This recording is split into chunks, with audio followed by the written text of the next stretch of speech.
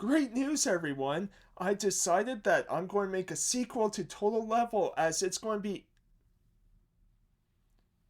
Well, that's disappointing. Didn't even get to finish that sentence, huh? Already cancelled? Guess that makes sense. I mean, people don't already like Total Level to begin with. Why would they want a sequel?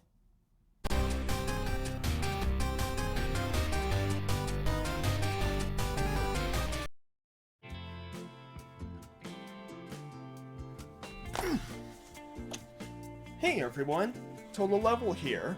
So, thanks for watching as today I want to talk about JRPGs that never got a sequel or were never part of a series, right? As unfortunately there are some of those JRPGs that are really, really great, but for one reason or another, sometimes they just don't get sequels. So for today, I thought I would talk about 5 here that I really love that I would love to see a sequel of, and I picked 5 because there's a lot of JRPGs I still have to play through, so games like Vagrant Story or Radiant Historia I won't talk about since I still have to play and beat those games, right? But, you know, these other ones, yeah, I wanted to focus on ones that I at least played and beat once, so yeah, let's just dive right in and hope you enjoyed this. Let me know in the comments your favorite kind one and done sort of JRPGs out there yourselves. As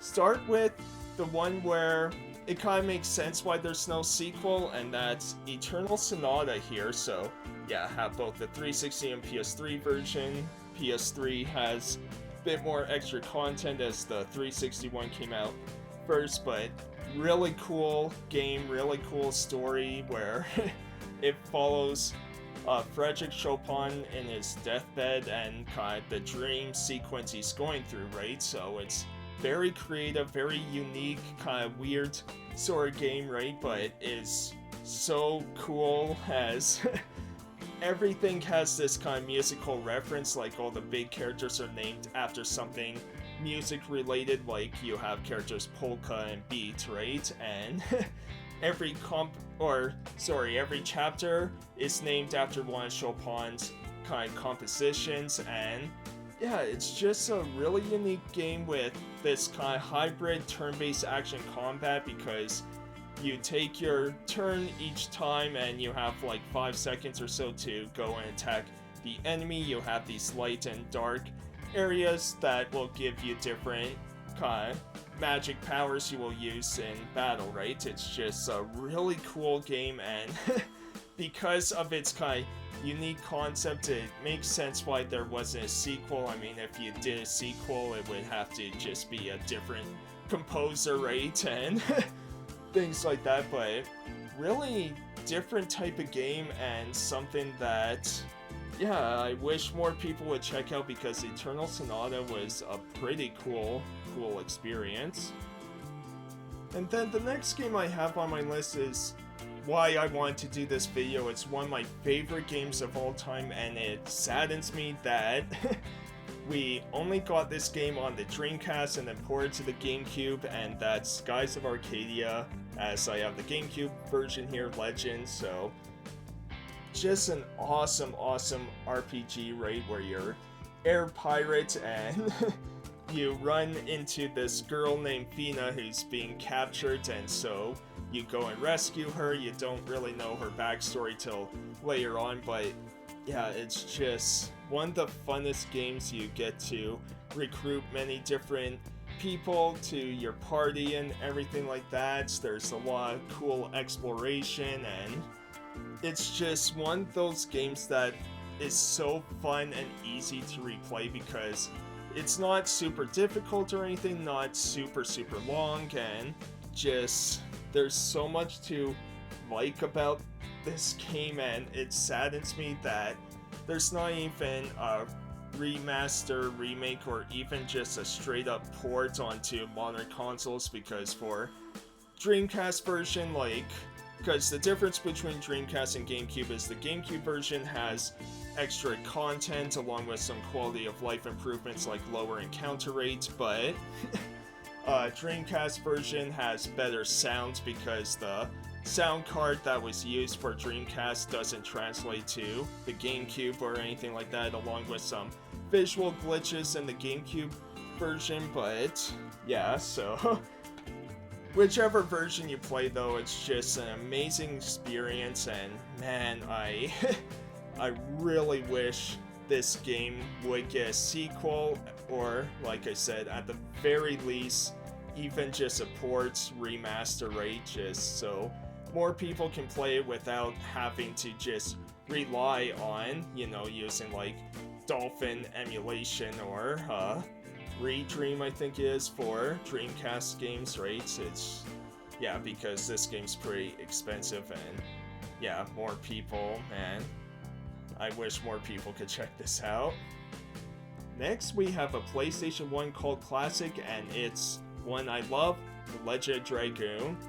Love this game so much, as just a phenomenal game. Yes, it has translation errors in it, but that's part of the charm of it, you know, like, shut up, talking makes you die.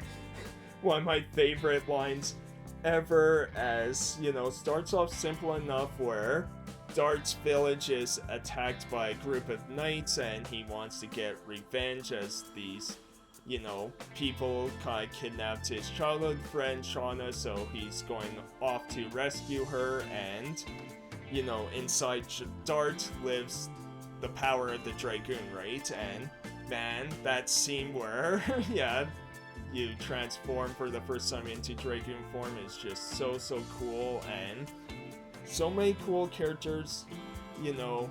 Music soundtrack, not the greatest, I would say, in this game, but combat-wise, really fun. It's turn-based, but you got these combos that you use called additions, though Shauna is, I think, the only one that doesn't have or use them, which is too bad. You know, makes me not really use her too much in battle or anything like that, but yeah, it's just a really cool game, and one that saddens me that there was never a sequel to, yeah, The Legend of Dragoon, because it's just a really cool game. Now we're on to PlayStation 2, and this is a game I talked about many times before, as I love it. Wish there was a sequel, as it's Radiata Stories. I adore this game so much, as the beginning of the game, you know, you're kind of expecting a game that wouldn't have the deepest storyline. It would just be kind of more of a comic relief type of game, because the start of the game where you're playing as Jack Russell, like, yeah, nice that he's named after a dog breed, right? But, you know, starts off kind of just a lot of different jokes and slapstick comedy type of thing, right? But later on, man, does it pick up, as the game has two different endings. It's kind of like a combination of Tales of along with Suikoden, because the combat is kind of Tales of like, with Suikoden elements being that you can recruit many different characters, like about 180 or something like that. Not in one playthrough, because depending on which ending you use or pick through kind of halfway through the game, you can only recruit certain people, right? So it's one of those games that's worth playing through twice, and one that, man, it's really too bad that more people didn't check this out, because I adore this game so much. It's, you know, one of those games from my childhood that just has that, you know, big nostalgia factor for me. And then the final game we have here on the Xbox 360, and to me this is the best JRPG that was made during the 7th generation of consoles, Miss Walker's best game still to date in my opinion, and that's Lost Odyssey.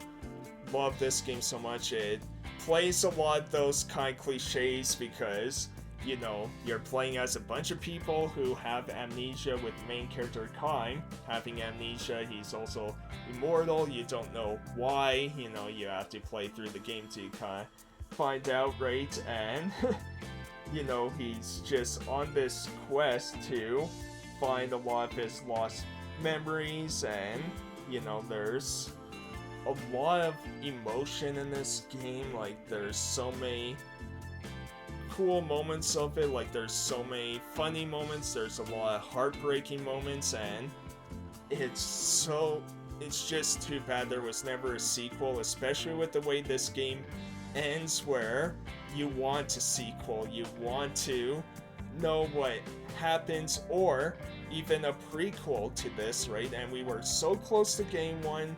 Like, I know this game sold fairly well, and there was talk of a sequel and everything, but now, especially with Miss Walker being a lot smaller and more focused on those kind of mobile experiences a lot more these days, along with them not really interested in doing kind of remasters, though playing this, you know, 360 on your Xbox One or Series X is, I guess, kind of like a remaster, since, you know, it updates the visuals and frame rate and everything like that, right?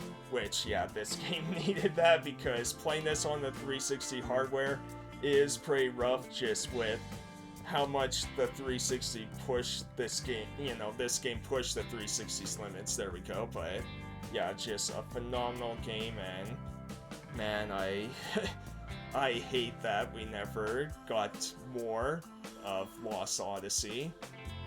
And so those are my 5 JRPGs that sadly never got a sequel or were part of a big series, right? So let me know what you think in the comments down below. Let me know your favorite JRPGs that were kind of one and done, as these 5, I think, are just amazing experiences that hopefully, you know, people will check out at some point, you know, but anyways, yeah, I hope you enjoyed this video. Thank you so much for watching, always appreciate that, and I'll see you next time, everyone.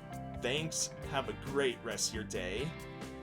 Hey everyone, hope you enjoyed the video. If you did, be sure to leave a like and comment, and subscribe if you want to see more, or if you just want to see any of my skits and then nothing else and leave the video, that's fine too.